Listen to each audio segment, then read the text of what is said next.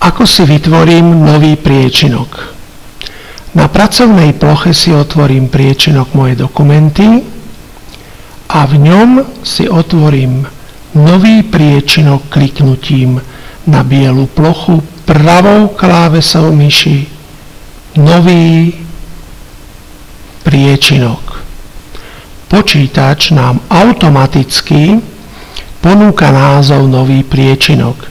My však také niečo nechceme, lebo máme vlastný názov pre tento priečinok, preto dáme klávesu Delete a napíšeme svoj vlastný názov tohto priečinku. Môžeme ho napísať s veľkými písmenami, s malými, s mäkčeňmi, s dĺžňami, s medzerami. Môže byť niekoľkoslovný ten názov. Maximálny počet znakov je 164. Keď dám Enter, počítač pochopí, že chcem takýto názov mať a keď dám Enter ešte raz, tak sa mi ten priečinok otvorí.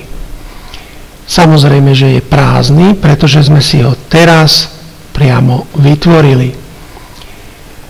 A zároveň tu vidím, ako sa do toho priečinku na budúce dostanem. Čiže ja keď si ho teraz zatvorím a chcem v ňom znovu pracovať, nemusím už nič vytvárať, pretože mi stačí otvoriť moje dokumenty a otvoriť ten priečinok, ktorý som si práve pred chvíľočkou založil.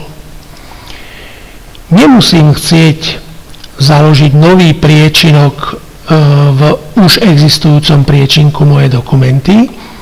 Môžem chcieť tento priečinok založiť priamo na pracovnej ploche. Postup je úplne rovnaký. Na pracovnej ploche kliknem jedenkrát pravou klávesou myši, opäť vyberiem možnosť nový, lebo zakladám niečo, čo neexistuje ešte. Kliknem na možnosť priečinok. Znovu som dostal automatický názov Nový priečinok. Dám klávesu Delete, vymazal som názov a teraz si napíšem svoj vlastný názov. Enterom odsúhlasím názov a druhýkrát Enterom si ten priečinok otvorím. Keďže tento priečinok sa nachádza priamo na pracovnej ploche, nachádza sa tu iba jeho názov a žiadna cesta, pretože cesta je priamo z pracovnej plochy. Táto ukážka je robená pod operačným systémom Windows 7. Ale úplne rovnako sa pracuje aj vo Windows XP, ktorý je medzi vami najrozšírenejší, respektíve niektorí máte aj Windows Vista.